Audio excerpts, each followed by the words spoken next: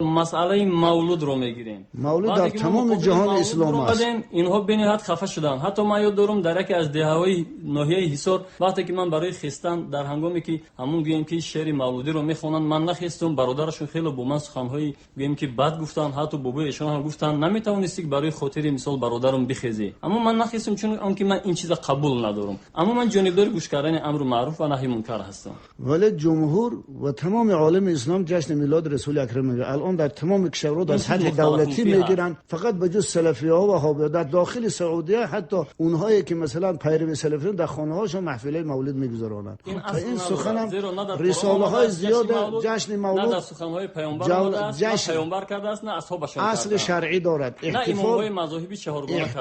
احتفال به میلاد رسول اکرم اصلی شرعی از سنت قولی رسول اکرم دارد که پیغمبر روز دوشنبه میلادشان خودشان با روزه داشتن احتفال میکنند. بابا جان تاجیک مسئله مولود رو میگیریم. مولود در تمام جهان اسلام است. اینها به نهایت خفه شدن. حتی ما یاد دارم در یکی از دهه‌های ناحیه حصار وقتی که من برای خستن در هنگامی که همون گویم که شعر مولودی رو میخونن من نخستم، برادرشون خیلی با من سخن‌های گویم که بد گفتن، حتی بابای ایشان هم گفتن نمیتونستی برای خاطر مثال برادرم بخیزی. اما من نخستم چون آنکه من این چیزا قبول ندارم. اما من جانبدار گوش کردن امر معروف و نهی منکر هستم. ولی جمهور و تمام عالم اسلام جشن میلاد رسول اکرم میگیرن. نه اینم دروغه. تمام عالم اسلامی نیستش. کی گفته همه عالم اسلامیه؟ پیش صوفیان فقط هستش. کشورها از حد دولتی میگیرن، فقط به جز سلفی‌ها و وهابی‌ها در داخل سعودیه حتی اونهایی که مثلا نه احناف هم نمیگیرن، در همه مدارس دیوبندی نمیگیرن. پیرو سلفیان در خانه‌هاشون محفل مولد میگذرونن. این سخنم رساله‌های زیاد جشن مولود نه سخن‌های پیامبر پیامبر کرده است نه اصحابشون اصل شرعی دارد. نه از شرعی هم ندارد، هیچ از شرعی نداره، بدعتی است. اگر از شرعی می داشت پیامبر مشخص میکرد. مسئله مولود رو میگیریم. مولود در تمام جهان اسلام است. اینها به نهایت خفه شدن. حتی ما یاد دارم در یکی از دهه‌های ناحیه حصار وقتی که من برای خستن در هنگامی که همون گویم که شعر مولودی رو میخونن من نخستم، برادرشون خیلی با من سخن‌های گویم که بد گفتن، حتی بابای ایشان هم گفتن نمیتونستی برای خاطر مثال برادرم بخیزی. اما من نخستم چون آنکه من این چیزا قبول ندارم. اما من جانبدار گوش کردن امر معروف و نهی منکر هستم. ولی جمهور و تمام عالم اسلام جشن میلاد رسول اکرم میگیرن. الان در تمام کشورها از حد دولتی میگیرن، فقط به جز سلفی‌ها و وهابی‌ها در داخل سعودیه حتی اونهایی که مثلا پیرو سلفیان در خانه‌هاشون محفل مولد میگذرونن. این سخنم رساله‌های زیاد جشن مولود نه سخن‌های پیامبر پیامبر کرده است نه اصحابشون اصل شرعی دارد. احتفال به میلاد رسول اکرم اصلی شرعی از سنت قولی رسول اکرم دارد که پیغمبر روز دوشنبه میلادشان خودشان با روزه داشتن احتفال میکنند.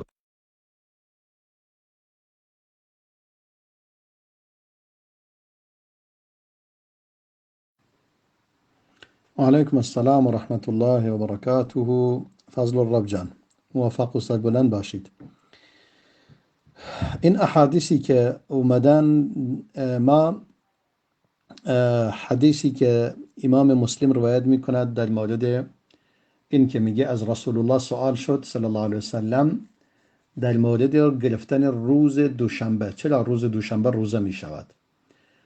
در اونجا فرمود فیهی ولدت و فیهی انزل علی، میگه من در اون روز متولد شده ام و در اون روز وحی بر من نازل شده. یعنی من از اون روز همچنان که در لفظ دیگرش میگه و یوم بعثت، همون روز من مبعوث شدم به عنوان پیامبر. اما در حدیث دیگری که اسامه بن زید روایت می کند، این حدیث هم صحیح است که امام احمد و امام ابو داود و امام نسائی روایت کرده اند از دو طریق، یک طریقش که ضعیف است و این طریقش که صحیح است. از این طریقی که صحیح است میگه رسول خدا، اسامه میفرماید، اسامه بن زید رضای خدا بر او باد، میفرماید رسول الله صلی الله علیه و سلم چند روز روزه میگرفت، یعنی پشت سر هم گاهی چند روز روزه میگرفت، به گونه ای که روزه را افطار نمی کرد یا چند روز افطار نمی کرد و گاهی هم اصلا روزه نمی گرفت مگر 2 روز در هفته. اگر اون 2 روز در اون روزه او بود و الا صامهما ان کان فی صیامه، اگر اون 2 روز در ایام روزهش قرار می گرفت. یعنی اگر در اون روزها روزه گرفته بود که هیچ، وگرنه این 2 روز روزه می شد.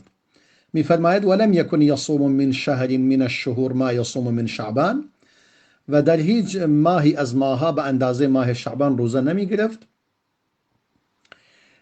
میگه من سوال کردم ای رسول خدا تو گاهی روزه میگیرید به گونه ای که دیگه افطار نمی کنید، یعنی پشت سر هم چند روز روزه می روید، و گاهی روزه نمی گیرید تا انسان میگوید دیگه نمیخواد روزه بگیرد، یعنی برای مدتی پشت سر هم روزه نمی گیرید الا در 2 روز که همیشه آنها را روزه می شوید. این دخل فی الصیامی که اگر در روزه های شما وارد شوند، یعنی مگر اینکه در روزهایی که روزه هستی وارد شوند، وگرنه این 2 روز روزه می گیرید. فرمود کدوم 2 روز؟ گفتم روز دوشنبه و پنجشنبه. اونم فرمود اون 2 روز 2 روزی هستند که اعمال بندگان بر خداوند متعال عرضه می شوند، یعنی به پروردگار نشانده می شوند و پروردگار از هر مسلمانی می گذرد و او را عفو می کند یا هر مؤمنی، مگر اینکه 2 نفری که با هم قهر کردند و با هم صحبت نمی کنند و پروردگار می گوید فعلا اینها را به حال خودشون رها کنید تا اینکه با هم صلح کنند. میگه فاحب ان یعرض عملی و انا صائم، پس من دوست دارم روزه بگیرم، یعنی دوست دارم هنگامی که عمل من به پروردگار عرضه می شود زمانی باشد که اون زمان دقیقا روزه هم باشم. یعنی در اینجا دلیل دیگری برای گرفتن روز دوشنبه و پنجشنبه مطرح می کند، ولی در اون حدیث قبلی دلیل دیگری میگه چون در اون روز من متولد شده ام و در اون روز قرآن بر من نازل شده و انگار به عنوان شکرگزاری این کار من روزه میگیرم. همچنان که مثلا چون موسی از دست فرعون نجات پیدا کرد سنت است که انسان روز عاشورا روزه برود به عنوان بجا آوردن شکر پروردگار، این هم همین است. یعنی در اینجا 2 تا دلیل دارد، یکی شکرگزاری خدا برای اینکه او را در چنین روزی به دنیا آورده و در چنین روزی او را مبعوث کرده به پیامبری، چون در واقع در اینجا مسئله بعثتش هم هست که او در اون روز به پیامبری مبعوث شده در روز دوشنبه. و یک دلیل دیگرش هم این است که در اون روز اعمالش به پروردگار عرضه می شود. خیلی خوب، اونا اگر میخوان سنت پیامبر را عمل کنند همین کار رو انجام بدهند دیگه، چرا میان مثلا مراسم مولودی میگیرند؟ اگر اونا میخواهند کاری کنند شکر خدا را به جا بیاورند به خاطر تولد رسول خدا صلی الله علیه وسلم، بیاین روزه بگیرند، چرا مراسم میگیرند؟ اگر اونا میخوان سنت را اجرا کنند سنتش همین است. ولی به هر صورت تعدادی از اهل علم مخصوصا از علمای متأخر بر این هستند که یعنی سعی کردن این روز تولد پیامبر صلی الله علیه وسلم جشن میگیرن. معمولا این خلاف سنت است و در هیچ کدوم از اصحاب رسول الله این کار انجام ندادند. اگر این کار خوبی بود و کار پسندیده ای بود حتما صحابه آن را فراموش نمی کردند و قطعا انجام می دادند. در نتیجه به هر صورت حالا کسانی که با توجه به اجتهاد بعضی از اهل علم این کارو می کنند ما دیگه کاری بهشون نداریم، ولی ما میتونیم اونا را راهنمایی کنیم. اگر شما دوست دارید بر اساس این حدیث عمل کنید خیلی خوب، بیایید روزه بگیرید. خب از دوستا پرسان شد که امی تجلیل از میلاد نبی را پیغمبر گفته که بکنین؟ نه نگفته. صحابه کرام کردن؟ ابوبکر صدیق تجلیل میکرد؟ نه نمیکرد. تابعین میکردن؟ نه نمیکردن. تابعین؟ نه نمیکردن. در قرن هفتم در دولت در قرن هفتم است یا پنجم است در دولت فاطمی ها، وقتی که اهل سنت اهل تشیع دیدن که عاشورا را تجلیل میکنه، یا گفت ما چرا آرام بشینیم، بزید از وای چی رو جور کردن؟ تجلیل از میلاد جور کردن که ما باز تولد پیغمبر صلی الله علیه و تجلیل میکنیم، همون کارهای که وا میکنن ما بزدشان میکنیم. اینال چرا اونا نکردن؟ آیا محبت موضوع از محبت صحابه کرام که بیشتر است؟ پس وقتی که من تحقیق کردم که والا راستی میگه تو باش کالی کدام از جور میشه، پس آن دیدیم که صحابه کرام هر روز با پیغمبر صلی الله علیه و زندگی میکردن. همین تجلیل چی نمیگن؟ یاد بوده میگن. چی نمیگن؟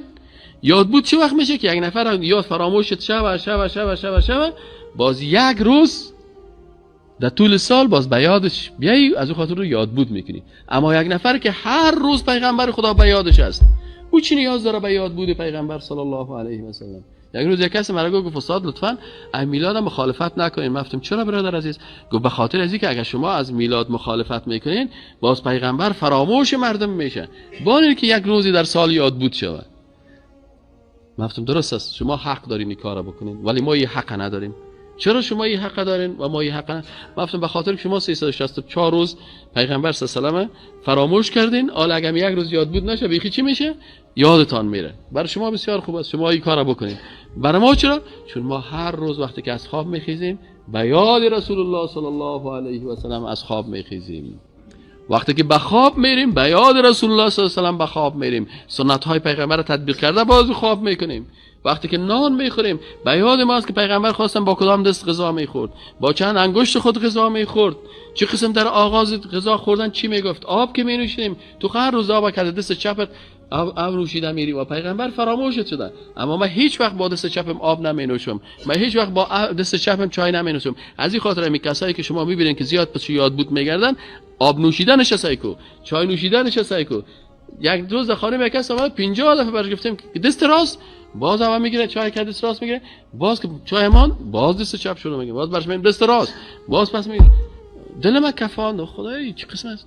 اونا باز که انشالله هست. واقعا دلیل از اونا برای خودشان موجه هست چون فراموششان میشن، اما برای ما نه، به خاطر از اینکه یک کسی که امت رسول الله صلی الله علیه و سلم